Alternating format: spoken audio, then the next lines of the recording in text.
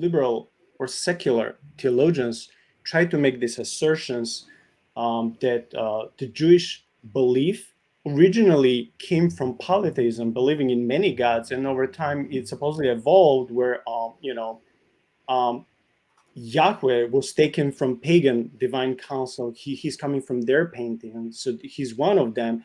And eventually, supposedly, Jewish faith evolved into monotheism, where they call Yahweh as a storm god, as a warrior god, and all these things, which I think it's almost they make parallels with Baal or Baal, how they find the attributes between the two, but that's not really the case. There is no firm evidence in the Bible that or I mean, even extra biblical evidence that show that the Israel's faith has evolved. On the contrary, they always start with God, with Yahweh as their main God, but over time, due to their idolatry, trading and intermarrying with women of different tribes and pagan nations, they have inevitably adopted their pagan practices and gods. This is why so many times God warned them in the Old Testament, do not marry pagan women, do not do this, do not do that.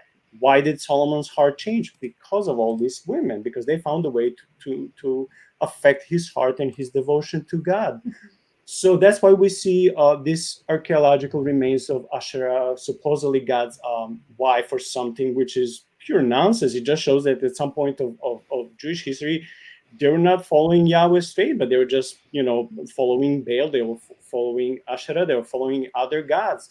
And one of the examples which you showed in your graph that also by comparing their worldviews and how their divine councils are, it doesn't follow logically that Yahweh would be the same deity coming, even if he would be supposedly important from paganism, that he's the same God as we see him in the Old Testament or throughout the whole Bible. So it just doesn't follow that he's one of them, or he's one of many, or he was ever defeated, or he was ever equal with them. We just don't see it in the Bible. So for me, I think it's just a lot of assumptions from either super liberal scholars or those who are skeptics, and they just, would try to add any clue and any evidence and to try to turn it against, against the scriptures. Yeah, well, it comes from a line of thought that stems from a particular time in history, right?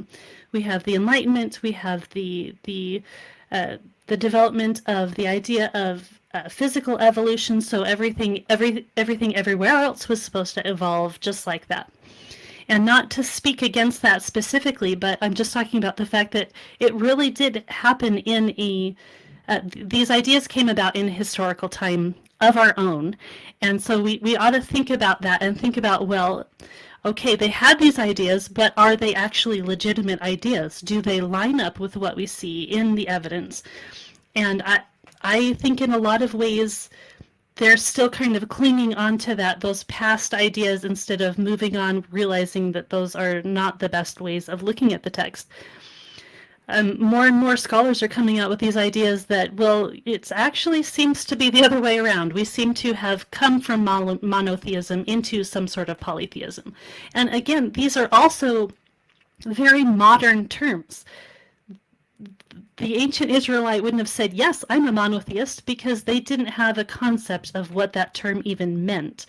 Because in point of fact, I don't think there's a term that says what the Bible actually is, because it's much more complex than what we have in either monotheism or polytheism. And there's a couple of other terms that I don't know if you want to get into those, but they don't quite describe what the Bible is either. They're kind of try to be this in-between of what monotheism and polytheism is, and they still don't hit on what the Bible is because they don't describe a transcendent God. All right, here we go.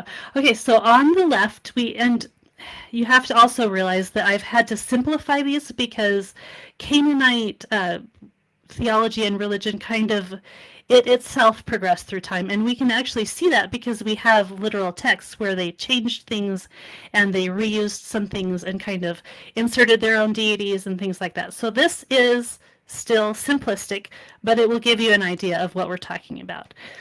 On the left, we have the pagan Canaanite kind of family tree is really what it is more than anything. Apsu and Tiamat, they're at the top. They're not really gods. They're actually freshwater and saltwater.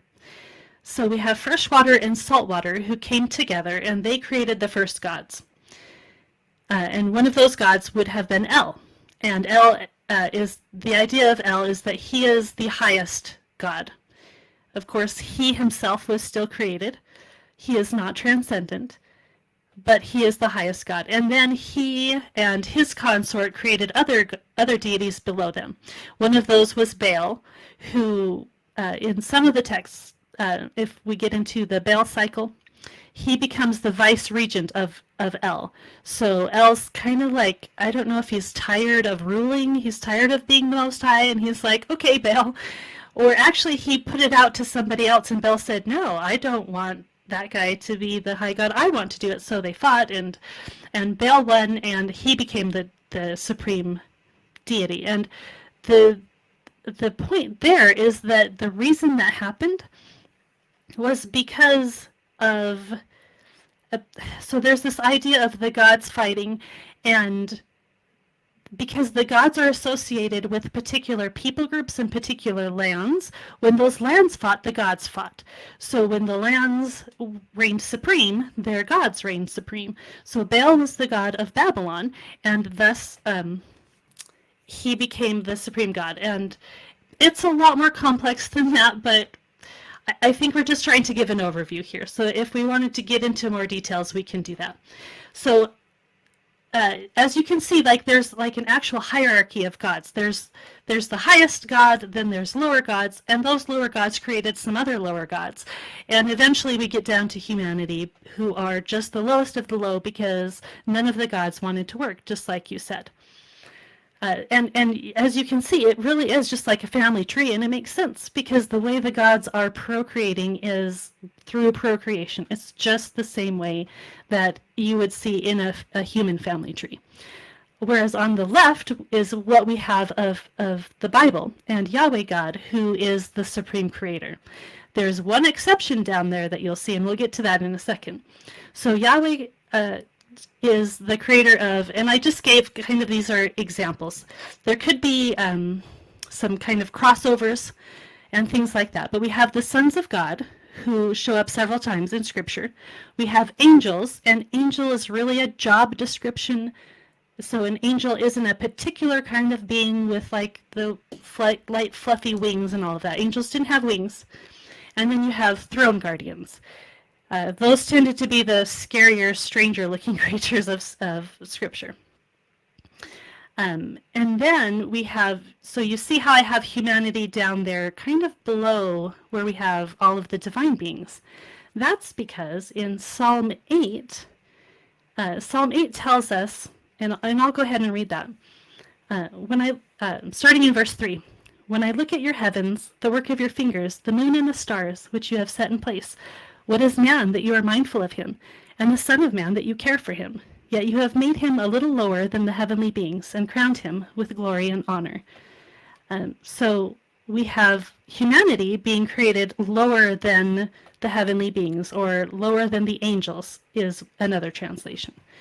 But when we turn to Hebrews 2, verses 6 through 8, what does that say? When it's talking about Christ, it quotes Psalm 8, but it changes it a little bit. And it says, what is man that you are mindful of him, or the son of man that you care for him?